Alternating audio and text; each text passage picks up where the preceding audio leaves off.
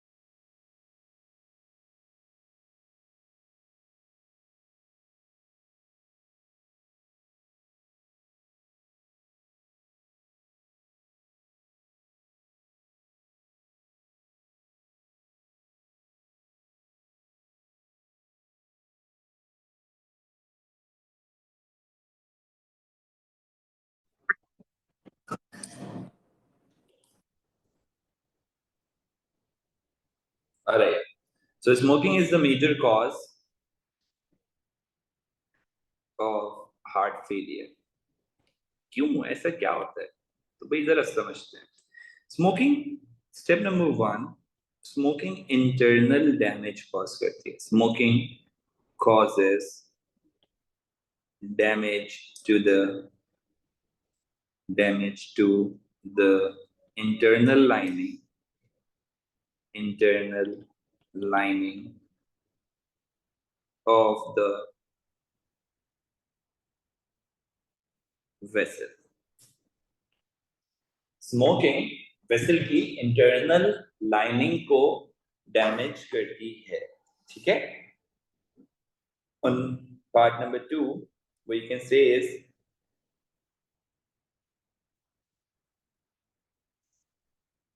this generates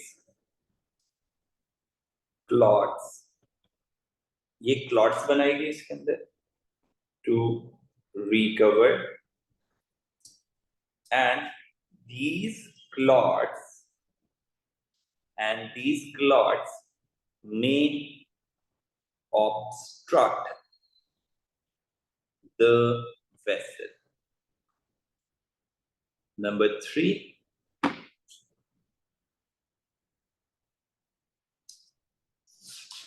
this obstruction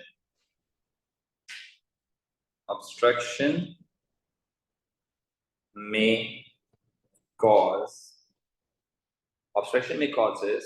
failure of supply of oxygen and nutrients to the heart muscle.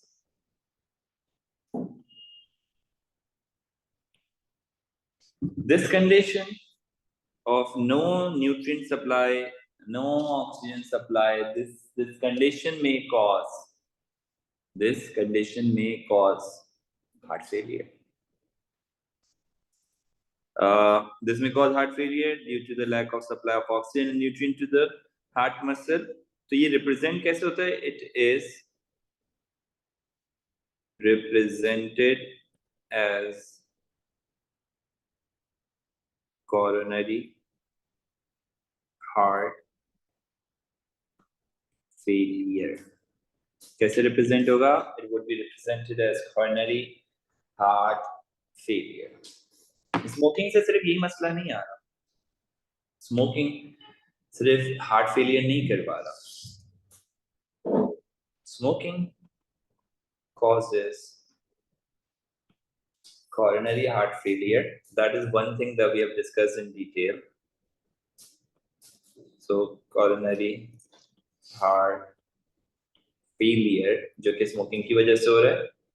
Second one is stroke.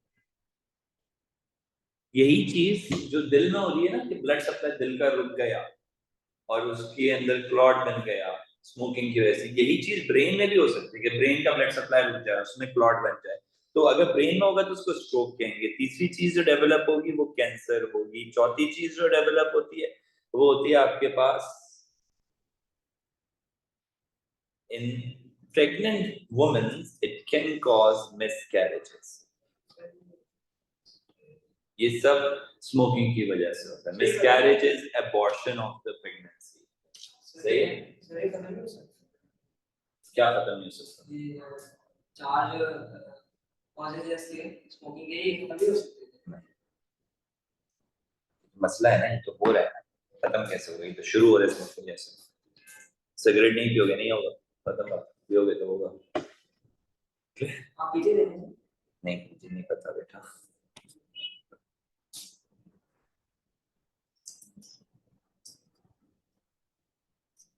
What is passive smoking?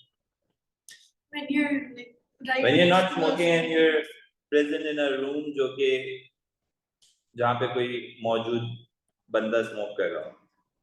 Passive smoking is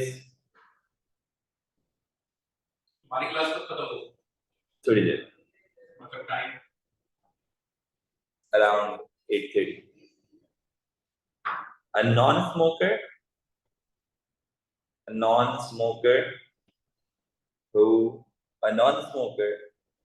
who is present in the same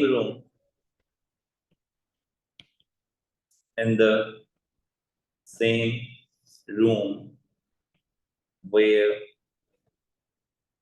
someone is smoking.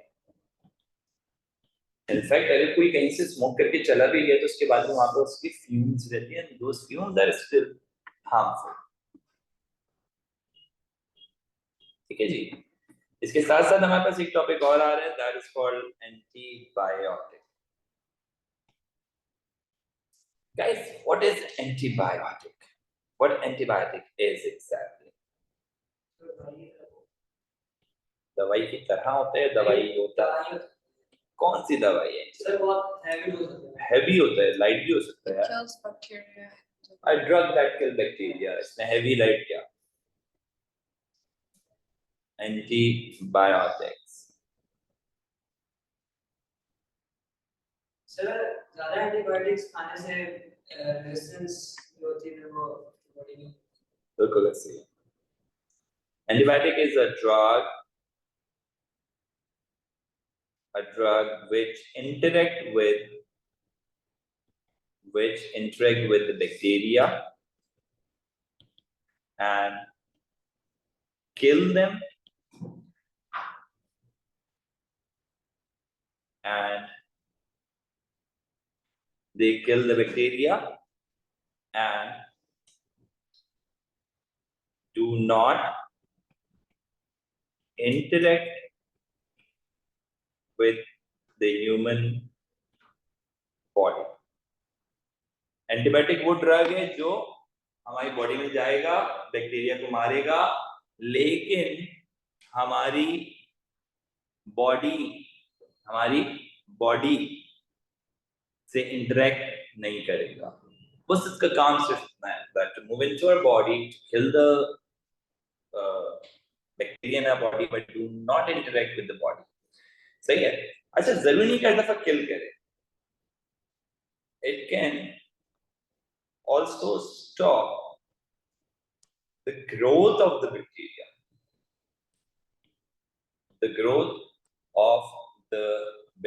in our body। हर दफा ये जरूरी नहीं होगा कि वो मारेगी,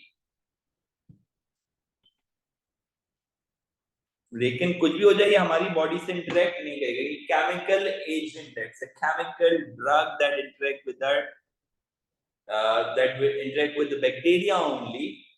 और क्योंकि वो सिर्फ बैक्टीरिया पे काम करते हैं, does it do not impart any effect, does it do not affect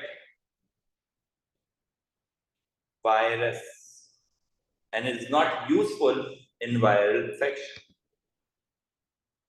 and it is not useful It is not very useful. It's not useful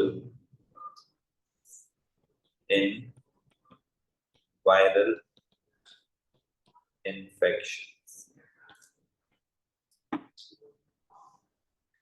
सवाल ये उठता है कि एंटीबायोटिक काम कैसे करता है? अच्छा जी, so let's begin with the antibiotic thing. Antibiotic क्या होता है? बहुत कॉमनली सुना हुआ एक वर्ड होगा एंटीबायोटिक। एंटीबायोटिक जो है वो दवाई है एक जो कि इन्फेक्शन होने से रोकती है और एंटीबायोटिक की वजह से हमारी जो है वो कोई भी बैक्टीरियल इन्फेक्शन जो है वो बॉडी में फैलने से रोक सकता है वगैरह वगैरह वगैरह। ठीक है, तो मैं तुम्हें आसान लफ्जों में बताऊं, एक एंटीबायोटिक एक केमिकल कंपाउंड है जो बॉडी में जाने पर बॉडी में मौजूद बैक्टीरिया की ग्रोथ रोक देगा, पहली चीज। दूसरी चीज, बैक्टीरिया की जो फर्दर रेप्लिकेशन है, जो बैक्टीरिया अपना सेल डिवाइड करके अपने नंबर्स को मल्टीप्लाई कर रहा था, उसको रोक देगा। और तीसरी चीज, एंटीबायोटिक हमारी बॉडी के सेल्स को इफेक्ट नहीं करता। तीसरी बात का दूसरा पहलू भी समझो, एंटीबायोटिक बैक्टीरिया के अलावा किसी को इफेक्ट करता ही नहीं है। डन हो गया? दोबारा से सुनना क्या बात हुई। The very first thing was antibiotic एक केमिकल कंपाउंड है, बैक्टीरिया को मारेगा या मजीद बढ़ने से रोकेगा। मारेगा बैक्टीरिया को, पहली बात। मजीद बढ़ने से रोकेगा, दूसरी बात। तीसरी बात है, वायरस को या हमारी बॉडी के सेल्स को कोई इफेक्ट नहीं देता है एंटीबायोटिक, हमारी बॉडी के सेल्स को या वायरस के सेल्स। वायरस के तो सेल होते भी नहीं है पूरे, ठीक है, उस पर कोई इफेक्ट क्रिएट नहीं करता। डन हो गया? अच्छा, अब एक बात और बहुत ध्यान से कि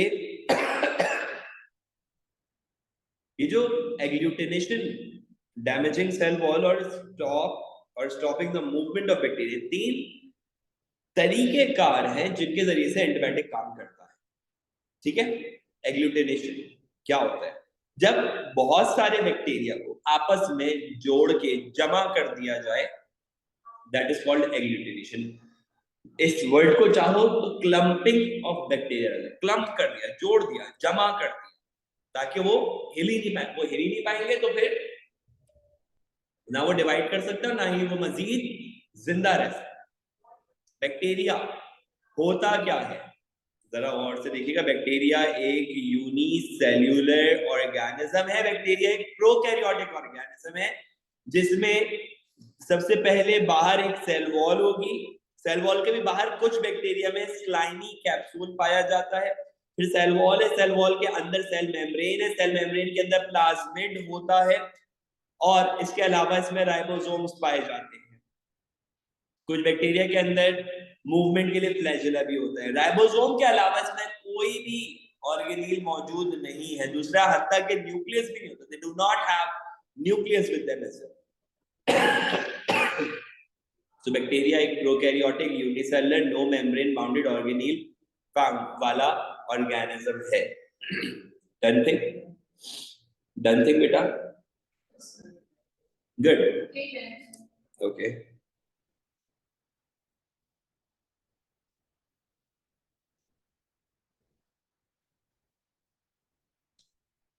सुनिएगा जरा गौर से।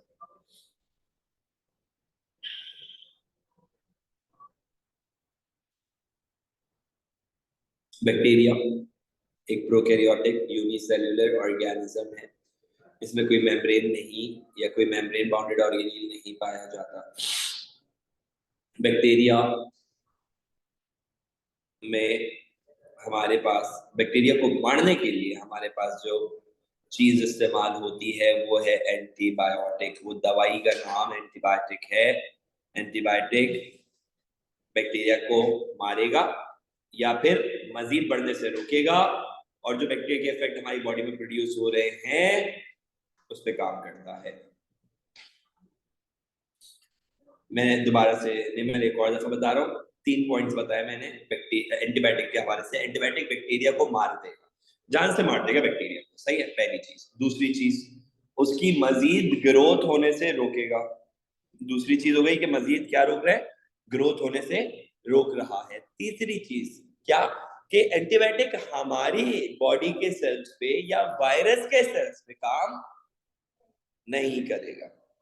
तो जब आप बहुत सारे बैक्टीरिया को आपस में क्लम्प करेंगे, उसको एग्लूटिनेशन कहेंगे। क्या कहेंगे उसको, एग्लूटिनेशन कहेंगे। दूसरा, सेल वॉल को डैमेज करता है।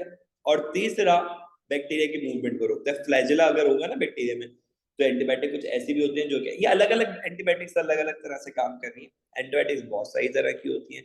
तो लाइक जो फ्लैजेला से जाके अटैच हो जाएगा, वो बैक्टीरिया की मूवमेंट को रोक रहा है। बच्चों, are we good with this? यहां तक की बात क्लियर हो गई, समझ में आ गई? कोई कंफ्यूजन यहां तक नहीं है? गुड। ऑनलाइन वाले बच्चों को क्लियर है भाई? ये जरा जो स्टेटमेंट्स लिखे हुए हैं इनको पढ़ लो।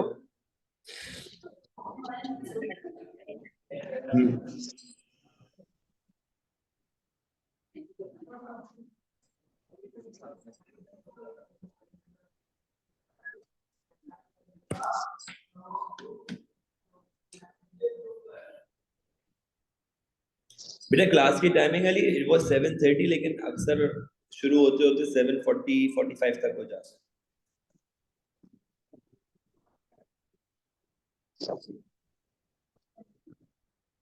क्योंकि बैक टू बैक क्लासेस चल रही होती तो इसलिए थोड़ा बहुत लेट हो जाता है। ठीक है, अच्छा मैं आप लोगों को भी एक और बात बताना चाहता था कि भाई एवरी फ्राइडे हमारे वो टॉपिक स्टार्ट हो जाएंगे जो हम लोग ऑलरेडी कर चुके थे। हम लोग बायो का क्रैश ग्रुप इस तरह से कैरी कर रहे हैं कि every Friday you guys will be staying late. ठीक है, I told you both I guess, है ना? हाँ, around 9:30 to 10. 9:30 to 10 on every Friday about Not 9:30 to 10, but yeah, from 8:30 till 10. एक एक्स्ट्रा क्लास होगी। उस एक्स्ट्रा क्लास के अंदर what we're going to do is we will be revising all the chapters from the beginning, cell movement into and out of the cell, enzyme, शुरू के सारे chapters उसमें Friday को cover हो रहे हैं। सही है, every Friday, only on Friday। सही है, and when we will be in need तो हम एक क्लास और ऐड कर देंगे in the month of Feb। ठीक है, तो हो सकता है कि वही एक्सटेंडेड टाइम जो है वो हमारा वेडनेसडे भी लग जाए, जिसकी वजह से अरे फ्राइडे ऑलरेडी है ना, वेडनेसडे भी लग जाए, भी साथ में। ठीक है, हाँ संडे वाला मॉर्निंग वाला टाइम हटा रहा हूँ मैं। निमल संडे को पहले मैंने रखा था मॉर्निंग एट 9 ना, तो मैंने अपने आप से पूछा कि क्या मैं खुद उठ पाऊंगा, तो मेरे अंदर से आवाज आई नहीं, नो, तो इसलिए मैंने संडे हटा के उसको फ्राइडे शिफ्ट कर दिया। ठीक है निमल? एक संडे मिलता है मुझे बस थोड़ा देर तक सो, लेकिन संडे को हमारी केमिस्ट्री वाली क्लास है 11 बजे से शुरू हो जाएगी, सैटरडे संडे। तो 9 बजे क्लास रखने का मतलब ये कि मुझे सुबह सुबह 7:30 8 बजे तक उठना पड़ेगा। दैट इज डिफिकल्ट, है ना? तो इसलिए बस ये वाली कहानी है। तो चलो अब सुनो दोबारा से। एंटीबायोटिक, मैंने आपको पहले 3 बातें याद करवाई। एंटीबायोटिक के लिए पहली बात कि भाई एंटीबायोटिक बैक्टीरिया को मारेगा। एंटीबायोटिक के लिए दूसरी बात, एंटीबायोटिक बैक्टीरिया को ग्रो होने से रोकेगा। एंटीबायोटिक के लिए तीसरी बात कि एंटीबायोटिक वायरस को और ह्यूमन सेल्स को अफेक्ट नहीं करता। ठीक है, फिर एक और बात आ जाएगी भाई एंटीबायोटिक काम कैसे करता है। Antibiotic works with like the bacteria in 3 dimensions। या तो एंटीबायोटिक वो होगा जो बैक्टीरिया को मारने के काम आ रहा होगा, एग्लूटिनेशन जमा करके मारना, stopping the movement of bacteria, और डायरेक्टली डैमेजिंग द सेल। ये तीनों प्रोसेसेस से बैक्टीरिया को मारा जा सकता है, और इन्हीं तीनों प्रोसेसेस से बैक्टीरिया की ग्रोथ भी रोकी जा सकती है। कुछ ऐसे एंटीबायोटिक होते हैं जो कि बैक्टीरिया को मारते नहीं है, लेकिन बस उनको मजीद बढ़ने नहीं देते। कुछ ऐसे एंटीबायोटिक होंगे जो कि बैक्टीरिया को डायरेक्टली मार देंगे। ठीक है भाई? अच्छा, अब जरा अगली बात, सब ध्यान देना भाई, जरा इसी की डिटेल पर आ जाओ। एग्लूटिनेशन क्या है? जब आप बहुत सारे बैक्टीरिया को आपस में जोड़ दे, क्लम्प कर दे, और बैक्टीरिया रिप्रोड्यूस ना कर पाए, तो वो एक हिस्सा जुड़ा रहेगा, वो मजीद आगे रिप्रोड्यूस नहीं कर पाएगा, ग्रोथ रुक जाएगी एग्लूटिनेशन से, damaging the cell wall. Bacteria की सेल वॉल में एक होल कर दिया, सारा साइटोप्लाज्म बाहर लीक हो गया, मर जाएगा bacteria directly, will kill the bacteria. तीसरी बात, बैक्टीरिया की मूवमेंट रोक दी। वो कैसे रोकी? जो एंटीबायोटिक के पार्टिकल्स हैं रेड से शो हो रहे हैं इस डायग्राम में, वो जाके चिपक गया उसके फ्लैजिला पे, फ्लैजिला हिल ही नहीं पा रहा। तो अब जब फ्लैजिला नहीं हिल पा रहा तो एंटीबायोटिक क्या करेगा? एंटीबायोटिक काम, सॉरी माय बैड, बैक्टीरिया काम नहीं करेगा, एंटीबायोटिक से तो काम कर लिया ना, बैक्टीरिया काम नहीं करेगा। लेकिन अब से ये तो होता है ना कि बैक्टीरिया को इतनी एंटीबायोटिक आप देते तो उस पर असर नहीं करती। मैं आऊंगा, मैं सब बताऊंगा, टॉपिक कंप्लीट होने तो फिर एंड में सवाल पूछना, ठीक है? मैं सब बताऊंगा। अब सुनो भाई, जो तुम पूछने वाली ना वो भी आगे आ रहा है। अब भाई लाइक मैं अपने आप से बात करूं, अगर बीइंग अ डॉक्टर मुझे नजला हो, खांसी हो, बुखार हो, इन्फेक्शन हो जाए कोई, अल्लाह ना करे, तो मैं क्या करूंगा? जैसे मैं बाकियों को रिकमेंड करता हूँ कि भाई फला इन्फेक्शन हो रहा है, अच्छा भाई चलो अपर रेस्पिरेटरी ट्रैक इन्फेक्शन है तो आप एक काम करें, आप क्लेरेथ्रोमाइसिन ले लें, या अच्छा आपको नहीं सूट कर दिया आप लेवोफ्लॉक्सासिन ले लें, अच्छा नहीं अच्छा आप आगे तक बढ़ चुके आप एजिथ्रोमाइसिन ले लें। ये सब क्या है? ये सब अलग अलग जनरेशंस हैं, या अलग एक ही जनरेशन की अलग अलग एग्जांपल्स हैं एंटीबायोटिक्स की। सही है? जैसे आपके मोबाइल फोन्स में आते हैं ना जनरेशन 1, जनरेशन 2, जनरेशन, जैसे अब आईफोन में आ रहा है अगला 16 जनरेशन, अब 17 जनरेशन आएगा, तो ये क्या है? जनरेशन इवॉल्व होते गए, नई जनरेशन। एंटीबायोटिक में ऐसी 4 है जनरेशन, ऐसी कितनी है? 4। मतलब ये वो वाली जनरेशन नहीं कि एंटीबायोटिक और फिर antibiotic ultra pro max, antibiotic lite, antibiotic pro max, access max, वो सब नहीं है। ये जनरेशन है, इसमें 4 जनरेशन, जनरेशन 1 2 3 4। सही है? सही है? अच्छा अब होता क्या है, शुरुआत तो एक ही जगह से हुई थी। सबसे पहला एक जे थॉमसन, शायद नामी साइंटिस्ट है, आई एम नॉट श्योर, हाँ शायद जे थॉमसन, तो इसने सबसे पहली एंटीबायोटिक डिस्कवर करी थी, और उस पहली एंटीबायोटिक का नाम था पेनिसिलिन।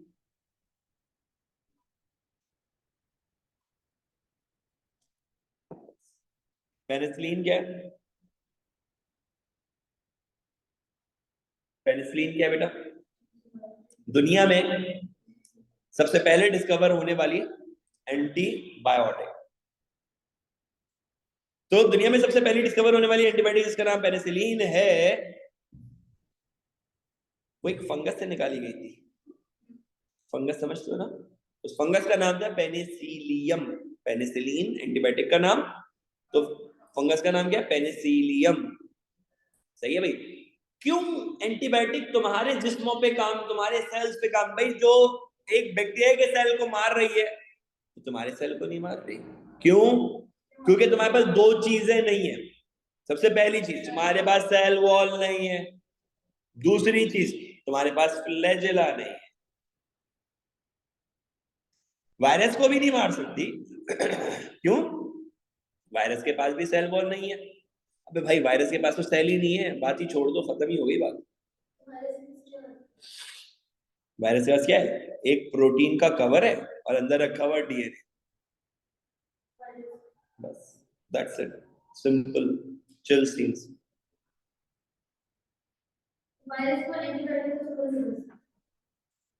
एंटीबायोटिक वायरस पे असर नहीं करेगी, ठीक है? अब सुनो भाई, दूसरी बात बड़े ध्यान से सुनना जरा।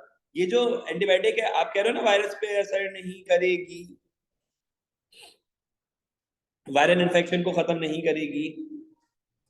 अगर एक बंदा बहुत फ्रीक्वेंटली एंटीबायोटिक्स खाता है, बीइंग अ डॉक्टर मैं हमेशा रिकमेंड करता हूँ भाई एंटीबायोटिक से इलाज नहीं करो। लेकिन आओ चलो तुमको कोई किस्सा सुनाता हूँ। ये इस हॉस्पिटल का शायद नाम भी ना सुना हो आपने। इस हॉस्पिटल में मैं एक दिन ईआर इंचार्ज के तौर पे जब जॉब कर रहा था वहां पे, तो ईआर इंचार्ज था, लाइक इमरजेंसी रूम इंचार्ज होता है। हॉस्पिटल का नाम है उस्मान मेमोरियल हॉस्पिटल। ये पाया जाता है करीमाबाद के इलाके में, फेडरल बी एरिया, नॉर्थ की साइड पे, ठीक है? तो वहां पे बैठा हुआ था, तो एक पेशेंट आया, मतलब एक खातून आई, उनके बच्चे को जो है वो ये नजला, खांसी, बुखार टाइप की कैफियत हो रही थी।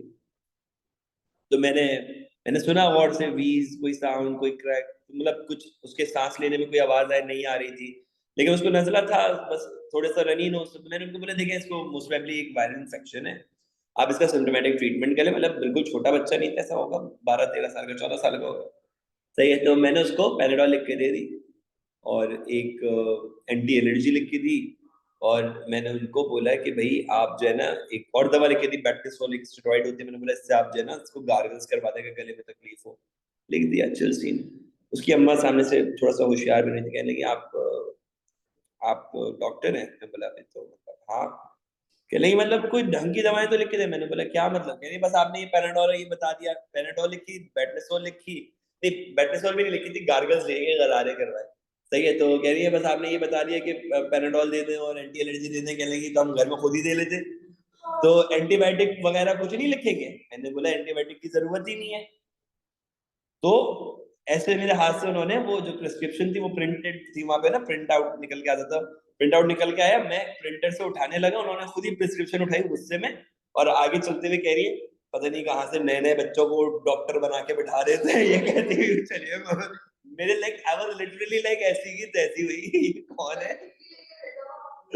तो पीपल आर लाइक क्रेजी कि भाई आप एंटीबायोटिक दो, हमें एंटीबायोटिक खानी है ना, नहीं आए वो नहीं है, भाड़ में जाए मेरी बला से, लेकिन the point is this.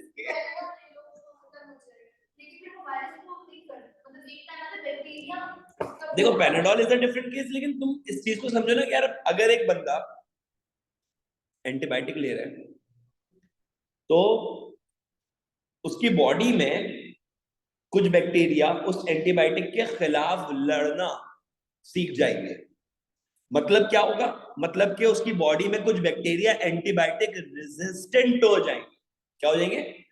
Resist करने लगेंगे, लड़ने लगेंगे। उसका अभी कुछ खास फर्क नहीं पड़ेगा, उसका मेन फर्क उसको देखने को मिलेगा कब, जब वो बुढ़ापे में होगा और आखिरी बिस्तर पे अपने आखिरी अय्याम गुजार रहा होगा, और वो उसको किसी बीमारी ने जकड़ लिया उस वक्त, और क्योंकि बूढ़ा है, इम्यूनिटी वीक हो गई उस वक्त उसकी, अब पूरी जवानी उसने एंटीबायोटिक खा खा के गुजारी है, हर चीज में एंटीबायोटिक लिया, हर चीज में बीमार होते वक्त एंटीबायोटिक खाई है, तो क्या होगा बुढ़ापे में?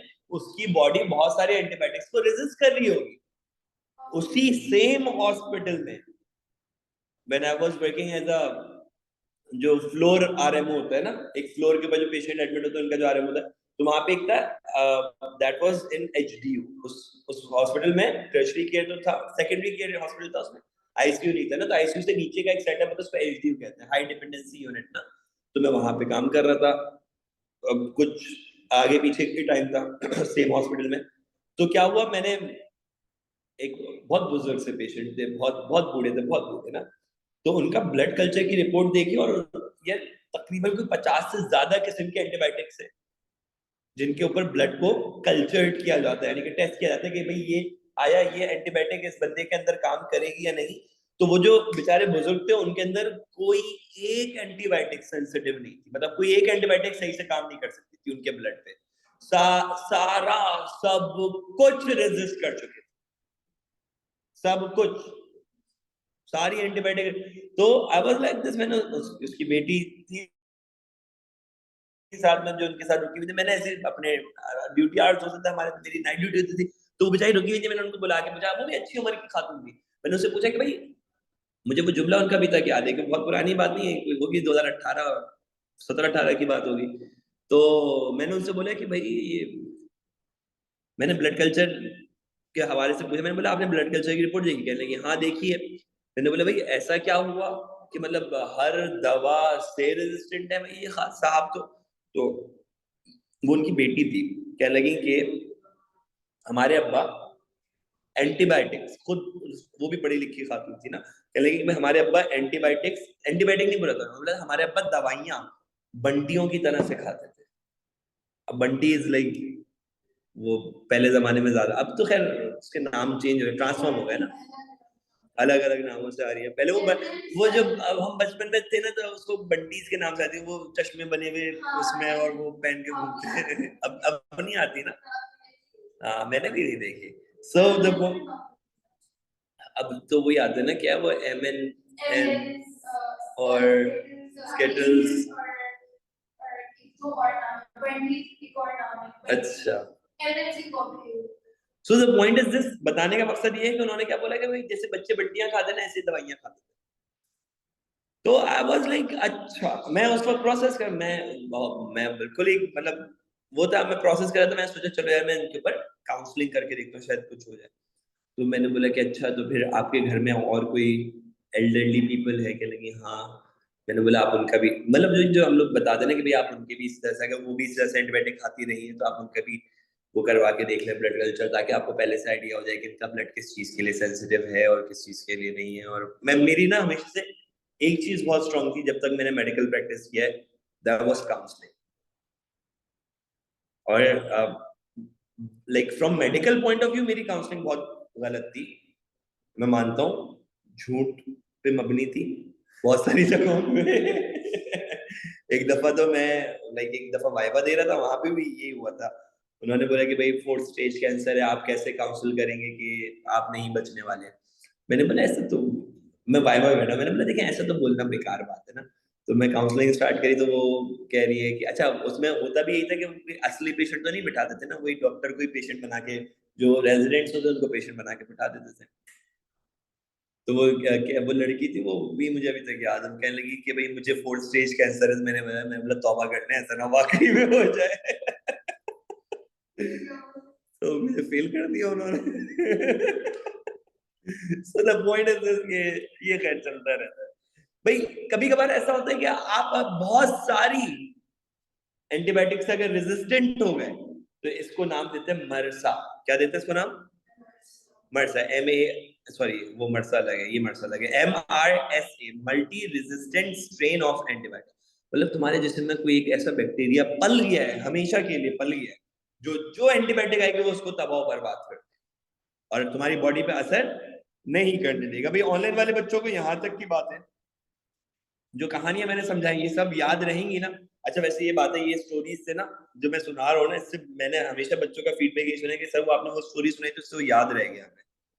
तो यहाँ तक की बातें क्लियर है, सबको समझ में आ गया? कोई कंफ्यूजन, कोई सवाल, कोई परेशानी, कोई मामला हैं ऐसे तो बता दो, नहीं तो फिर हम आगे बढ़ेंगे।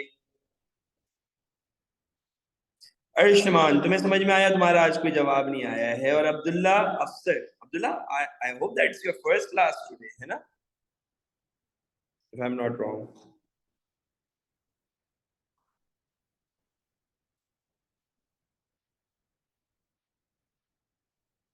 अब्दुल्ला इरफान को तो मैं जानता हूँ, आई डोंट रिमेम्बर अब्दुल्ला अफसर। It's not your first class.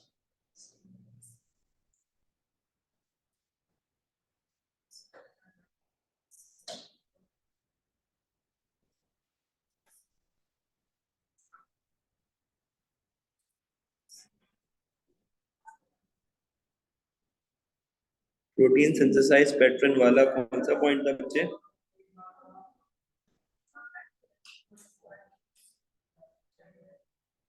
Protein synthesise नहीं समझा मैंने कुछ लिखा हुआ ऐसे। अच्छा okay okay okay okay, penicillin, okay ठीक है। उसमें ये है कि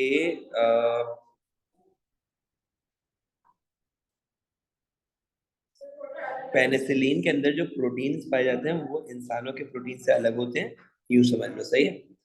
जो प्रोटीन्स का पैटर्न बना हुआ है, या यूं कह लो कि प्रोटीन बनाने का जो पैटर्न बना हुआ है वो अलग है इंसानों से, और इसमें से इन्वॉल्व नहीं होती इंसानों में, इसलिए पेनिसिलिन इंसानों पे काम नहीं करता। सॉरी माय बैड, मैं ही अपना पॉइंट नहीं समझ पाया।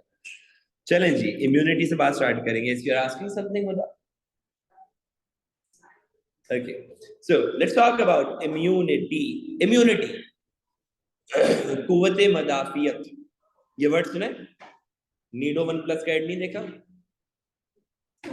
अपने वो क्या है, अपने 3 माह से बड़े बच्चों को नीडो 1+ दे, नहीं 3 माह से, सॉरी ये तो गलत है, माय बैड। क्या है, अपने 1 साल से बड़ी उम्र के बच्चों को नीडो 1+ पिलाएं, क्योंकि उससे उनकी कुव्वते मदाफियत में इजाफा होगा। ऐसा आता है ना, ऐसे एड्स नहीं आते वो एबट का भी, पीडियाश्योर, इंश्योर, पीडियाश्योर। क्या है कुव्वते मदाफियत, क्या है? नहीं ना भाई, हाइट नहीं है, defence mechanism of the body Urdu में कहलाता है कुव्वत मदाफियत। तो उसमें तो इतना कैसे अपनी हाइट बढ़ा सकते हैं? यार पता नहीं लोगों को क्या ऑब्सेशन है हाइट को लेके, लेकिन हाइट दूध पीने से नहीं बढ़ती, मतलब आई एम सो सॉरी, बढ़ती है, लेकिन यार जेनेटिकली जो हाइट लिखी हुई होगी वही होगी ना। सर ये लिखा होता है कि ना मोटे आपकी हाइट नहीं बढ़ सकती। नहीं नहीं ऐसा नहीं मैं होता, मेरे मेरे दोस्त ना मोटी थी, हमारी हाइट छोटी, तो पतले को मैं नहीं लगती।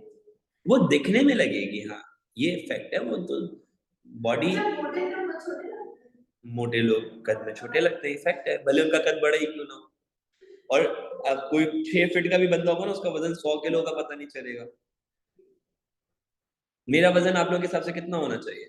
नहीं 75, ठीक है अपनी हाइट है, हाइट में 75 89 था लास्ट जब चेक किया था। तो 90 होगा, 90 90 मतलब मैं ये बता रहा हूँ कि दिखने में ऐसा लगेगा, एक नॉर्मल लेमैन से पूछोगे ना कि मेरा मेरा अपना जाती वजन, मेरी हाइट 6 है, ऑनलाइन वाले बच्चे सोचेंगे सर पता नहीं कैसे मोटे दिखते होंगे, लेकिन मैं बहुत पतला दुबला दिखता हूँ, लीन दिखता हूँ, लेकिन मेरा वजन ज्यादा है, वो एक अलग रेफरेंस है, लेकिन इसका कुव्वत मदाफियत से कोई ताल्लुक नहीं है। वापस आ जाओ, इम्यूनिटी। इम्यूनिटी क्या है? Immunity is the ability to fight against कीटाणु। कीटाणु, वो डर्टी, डर्टू देखा है वो सेफ गार्ड, सेफ गार्ड किसका?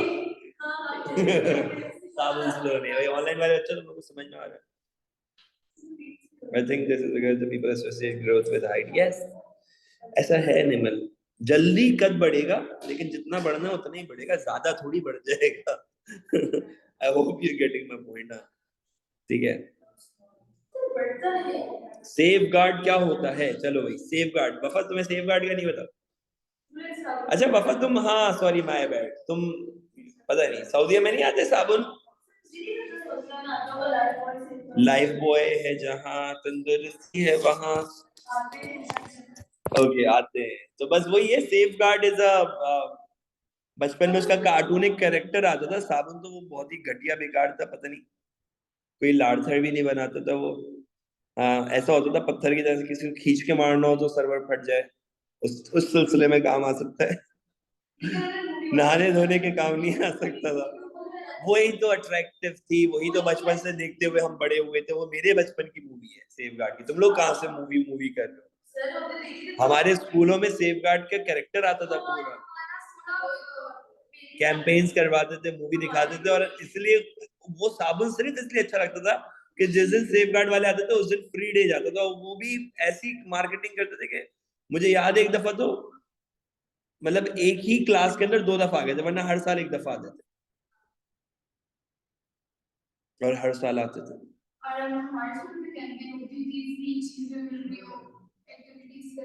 ब्लू कलर वाला सुपरमैन, यस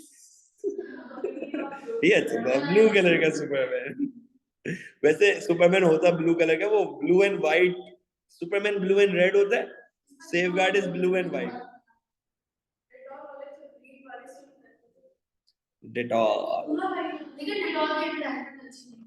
नहीं होती ना, सेफ गार्ड का एड कैंपेन अच्छा है।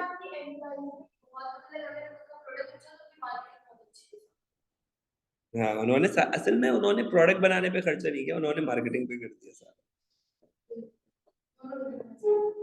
यार हम साबुन नहीं पढ़ रहे, तुम लोग मुझे डिस्ट्रैक्ट कर रहे हो, दूसरी दफा डिस्ट्रैक्ट हुआ मैं। अब वापस आ जाओ, इम्यूनिटी क्या है? इम्यूनिटी आपकी बॉडी कितने अच्छे से जर्म्स और बैक्टीरिया और डिजीज फैलाने वाले एजेंट्स के खिलाफ लड़ सकती है,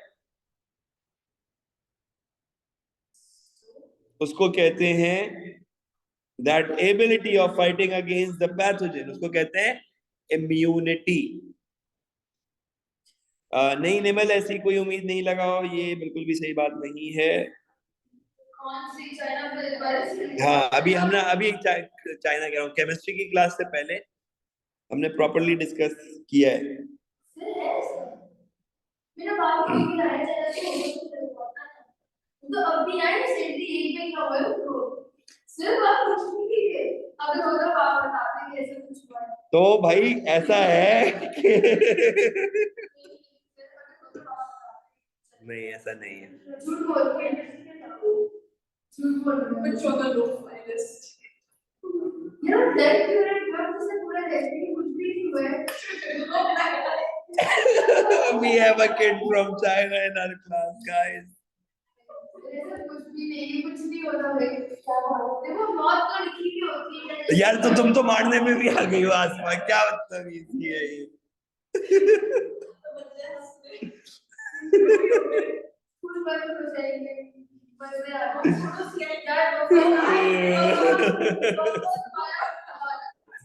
आ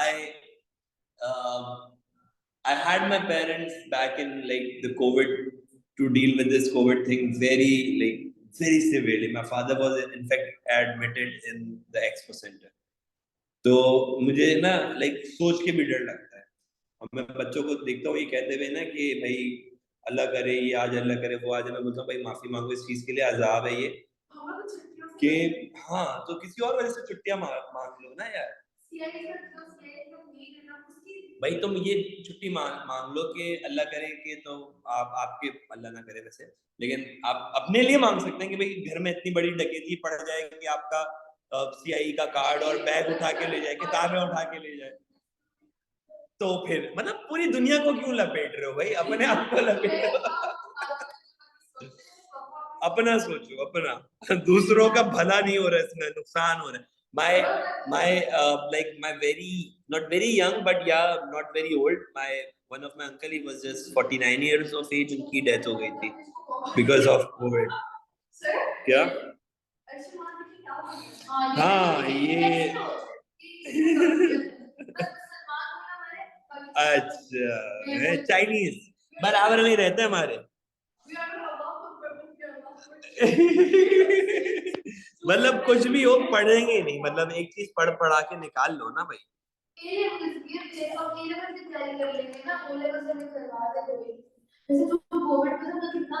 नहीं हुआ फायदा, लेकिन जब मैंने स्कूल में अच्छा पढ़ा तो ग्रेड्स बने।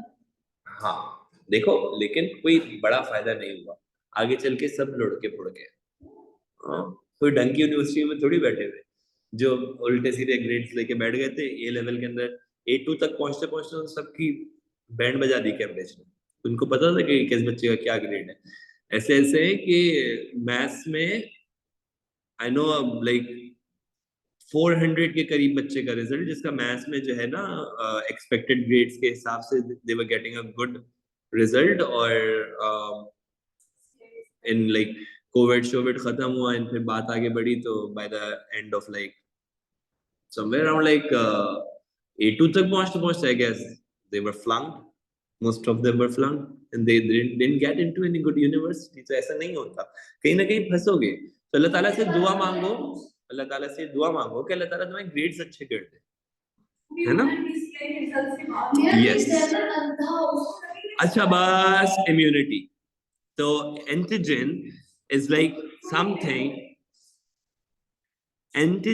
is something that is present as a protein in the cell membrane।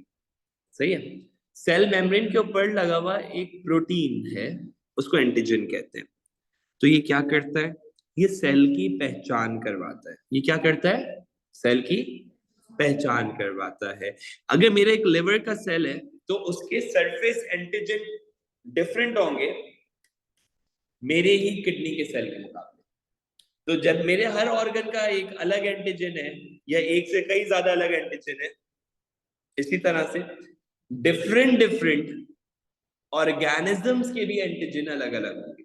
जैसे मिसाल के तौर पर एक बंदा है, उसके पास ब्लड ग्रुप A है तो उसके पास एंटीजन A है। फिर दूसरा बंदा उसके पास ब्लड ग्रुप B है, उसके पास एंटीजन B है। अगर आपने ब्लड ग्रुप A वाले को उठा के ब्लड ग्रुप A वाले बंदे को ब्लड ग्रुप B का ब्लड चढ़ा दिया तो बंदा मर जाएगा। क्यों? क्योंकि उसकी बॉडी एक सिवियर इम्यून रिस्पॉन्स डेवलप करेगी। वो बोलेगी ये ब्लड, जिसका ब्लड ग्रुप अपना A होगा वो B को थोड़ी पहचानेगा, बोलेगा B तो बाहर से आया हुआ है, ये शायद बैक्टीरिया है या पैथोजन है, इसको मारो। वो तो ब्लड आप थोड़ा बहुत एक दो कतरे थोड़ी चढ़ाते हो, तो पूरी की पूरी बॉटल होती है जब ब्लड ट्रांसफ्यूजन होती है, तो वो तो बंदा मर जाएगा। तो सरफेस पे लगा हुआ प्रोटीन और उसका स्पेसिफिक शेप, डिसाइड करते हैं या उनके जरिए से रिकॉग्नाइज किया जाता है कि what exactly is antigen. Antigen इस हिसाब से रिकॉग्नाइज किया जाता है। व्हाइट ब्लड सेल्स में इम्यूनिटी डेवलप करने की एबिलिटी होती है, यानी कि तुम्हारे जिस्म में जितनी भी एबिलिटी ऑफ इम्यूनिटी है that is just because of the white blood cells. मुझे बताओ भाई बच्चों, इम्यूनिटी क्या होती है और एंटीजन क्या होता है, समझ में आ गया? एक और दफा भाई, तुम्हारे जिस्म में बैक्टीरिया या पैथोजन से लड़ने की जो एबिलिटी उसको इम्यूनिटी कहेंगे, और तुम्हारे या किसी के भी सेल्स की पहचान एंटीजन से होती है। एंटीजन क्या है? एंटीजन शनाख्ती कार्ड है, हर सेल के पास होगा, हर सेल के पास होगा शनाख्ती कार्ड, लेकिन हर सेल टाइप का उसका अपना एक अलग नंबर होगा, उसका अपना एक अलग नंबर होगा। अब कोई लिवर फैमिली से बिलोंग करता है, कोई किडनी फैमिली से बिलोंग करता है, कोई ब्लड ग्रुप ए से बिलोंग करता है, कोई ब्लड ग्रुप बी से बिलोंग करता है, तो सबके अपने अपने अलग अलग एंटीजन है, और इधर का एंटीजन उधर चला जाए तो गड़बड़ हो जाती है। क्या होता है? इम्यून रिस्पॉन्स आ जाता है।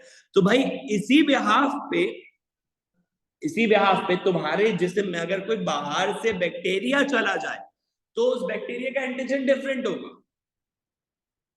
और वो बैक्टीरिया अपने एंटीजन से पहचाना जाएगा। तो अगर वो अपने उस एंटीजन से पहचाना जाएगा जो कि वो कैरी कर रहा है अपने सेल सरफेस मेम्ब्रेन पे, तो इसका मतलब क्या हुआ? इसका मतलब बड़ा सिंपल है कि मैं आसान करूंगा, आपके मुल्क में पाकिस्तानी शनाख्ती कार्ड लेके जो फिर रहा होगा वो तो गुड टू गो होगा, इजी टू गो होगा, लेकिन बहुत सारे ऐसे भी होंगे ना जिनके पास पाकिस्तानी शनाख्ती कार्ड नहीं होगा, तो फिर उनके पास पासपोर्ट होता है जिसमें उनका वीजा लगा हुआ होता है, वो भी नहीं है, तो क्या होगा? पुलिस वाले पकड़ के ले जाएंगे ना। अगर मतलब पाकिस्तान के अलावा किसी मुल्क की बात कर लेते हैं, चले हमारे यहाँ हमारे मामला थोड़े से डिफरेंट हो जाते हैं, थोड़े से चेंज हो जाते हैं, लेकिन ये कि हर मुल्क में ऐसे ही होगा ना। तो ऐसे आपके जिस्म में भी यही होगा कि भाई अगर कोई बाहर से आया हुआ कोई भी इनलीगल बंदा होगा, जैसे कि तुम्हारी बॉडी में बैक्टीरिया एक इलीगल बंदा है, तो उसकी पहचान करोगे कैसे? उससे बोलोगे ना लाओ भाई पाकिस्तानी हो, बोलेगा वो तो बोलेगा हाँ हूँ, बोलेगा लाओ शनाख्ती कार्ड दिखाओ, लाओ एनआईसी दिखाओ, लाओ सीएनआईसी दिखाओ, पासपोर्ट है पाकिस्तानी पासपोर्ट है तो वो दिखा दो, या कोई तो प्रूफ दो, यहाँ का ड्राइविंग लाइसेंस दिखा दो। तो ये सब क्या है? ये सब एंटीजन है, वो ड्राइविंग लाइसेंस, वो पासपोर्ट, वो सीएनआईसी जब नहीं दिखा पाएगा तो ये बोलेंगे चल भाई जेल में। पाकिस्तान के अलावा में आपकी बॉडी में भी क्या होगा? तो हमारी बॉडी का ये जो जेल में पहुंचाने वाला सिस्टम है, या ये जो खतरनाक किस्म का जो आपका एक रिस्पॉन्सिव सिस्टम है, इसको हम कहते हैं इम्यूनिटी। क्या कहते हैं इसको? अभी गुड टू गो, क्लियर है? चलें जी, अब दूसरी चीज, ये इम्यूनिटी कौन डेवलप करता है? ये इम्यूनिटी डेवलप करने वाले आपके पास होते हैं व्हाइट ब्लड सेल्स। क्या होते हैं यार? ये व्हाइट ब्लड सेल्स में दो चीजें होती हैं, एक होता है फेगोसाइट और एक होता है लिम्फोसाइट। दो तरह के व्हाइट ब्लड सेल्स हैं, एक है फेगोसाइट और दूसरा है लिम्फोसाइट। क्यों पूरा करेंगे भाई? बहुत है अभी, ये अगली क्लास के लिए रखना है तो फिर बताओ, फिर व्हाइट ब्लड सेल से आगे यहाँ से कंटिन्यू कर लेंगे। आज के लिए यही तक रखते हैं यार। आज आनी थी बुक लेकिन वो पहुंची नहीं है, वो कल ही आएगी, तो आप लोगों को वेडनेसडे तक मिल जाएगी। So sir, in our body, do all cells have the same antigen that helps us to be categorized into one blood group? No, it's not like that. Blood, we have got like thousands of different antigens, लेकिन हमारे white blood cells हमारे antigens को पहचानते हैं। So if whenever we have any outsider cell in our body, सही है, तो उसमें फिर हमारी इम्यूनिटी उस सेल को मारने की कोशिश करती है। यही वजह होती है कि कभी कभार हम ऑर्गन ट्रांसप्लांट भी करते हैं ना, तो उसमें हम लोगों को फिर इम्यूनिटी सप्रेस करनी पड़ती है। इम्यूनिटी सप्रेसेंट्स दवाइयाँ दी जाती हैं, कहीं आपने बाहर से किडनी लेके लगाई, ऐसा ना हो आपके अपने व्हाइट ब्लड सेल उस किडनी को मार दें। So that is how we work. ठीक है निमल, चलो जी, that's all for today guys, take care, अल्लाह हाफिज।